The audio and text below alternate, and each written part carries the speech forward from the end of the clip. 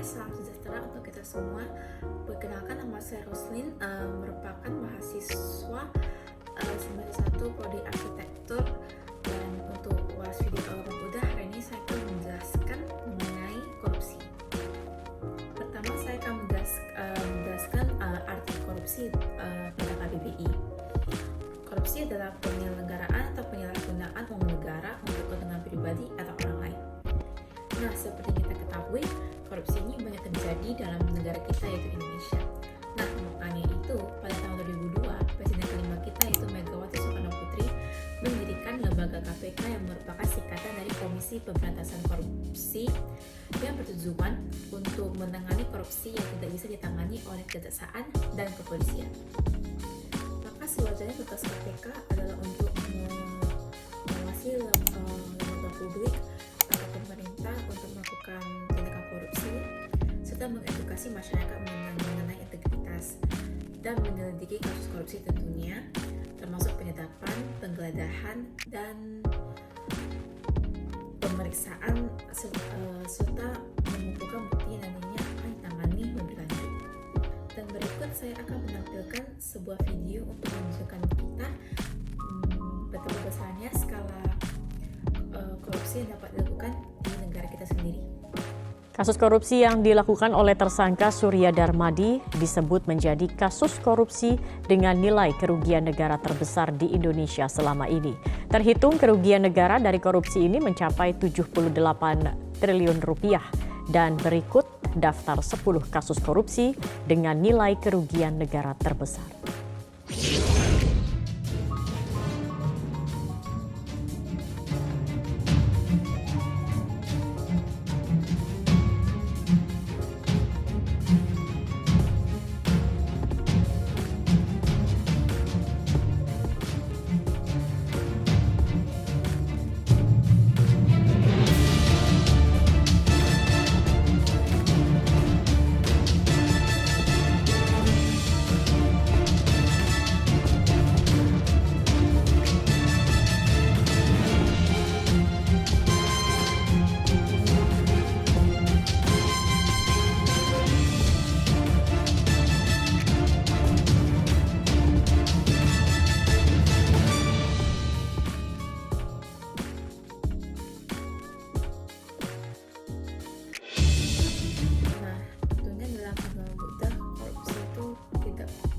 Tegas tidak pernah dibenarkan dalam agama Buddha karena tindakan korupsi ini dipengaruhi oleh 3 akar kejahatan, yaitu loba, dosa, dan moha.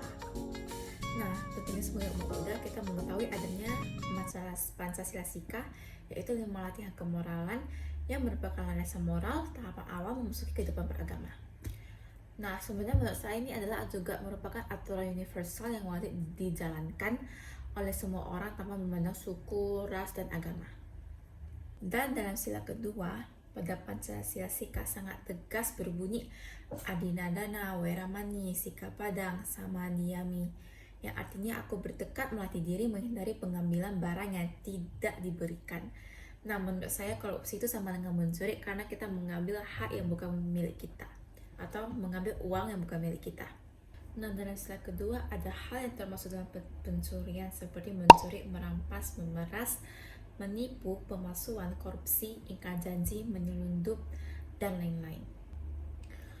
Tentunya jika kita melanggar sila kedua akan ada karmanya. Nah, akibat dari pelanggaran sila kedua itu meliputi tidak akan menjadi orang yang tidak begitu mempunyai harta benda dan kekayaan, terakhir dalam keadaan miskin, menderita kelaparan, sering ditipu, tidak berhasil memperoleh apa yang diinginkan, menderita kebangkrutan, dan mengalami kehancuran karena bencana atau malapetaka. Nah, dalam sila kedua ini mengatakan bahwa perbuatan mencuri itu harus dihindari karena merugikan kedua korban dan pelaku. Korban pencurian akan menderita karena kehilangan barang, dan bagi pelaku pencurian akan lebih menderita lagi karena pikirannya dikuasai oleh keserakahan atau loba yang tadi saya ucapkan sebelumnya, yang membuatnya sulit bersyukur dan sulit merasa puas. Nah, sebagai umat Buddha, tentunya juga kita tahu adanya pancadharma atau 5 sifat mulia yang harus kita punyai. Nah, salah satunya itu sama ajiwa atau berpenghidupan benar. Jika orang yang mengembangkan prinsip berpenghidupan benar ini tidak akan tertarik untuk memiliki sesuatu yang bukan haknya. Ia juga akan memahami bahwa untuk memperoleh sesuatu butuh kerja keras diri sendiri. Orang yang mempraktikkan berpenghidupan benar ini akan mampu menghargai hal sekecil apapun hasil jernih payah diri sendiri ataupun orang lain. Nah, hal yang ini yang membuat orang yang berpenghidupan benar ini tidak akan tertarik untuk melakukan hal-hal seperti pencurian atau yang seperti kita bahas sekarang itu, yaitu korupsi. Nah, dari yang saya jelaskan sebelumnya dapat disimpulkan memang dalam ajaran agama Buddha itu tidak pernah membenarkan tindakan korupsi. Sekian penjelasan saya mengenai korupsi dalam agama Buddha. Saya berharap ini gampang dimengerti dan terima kasih untuk perhatiannya. Mohon maaf jika ada kesalahan. Namo Buddhaya.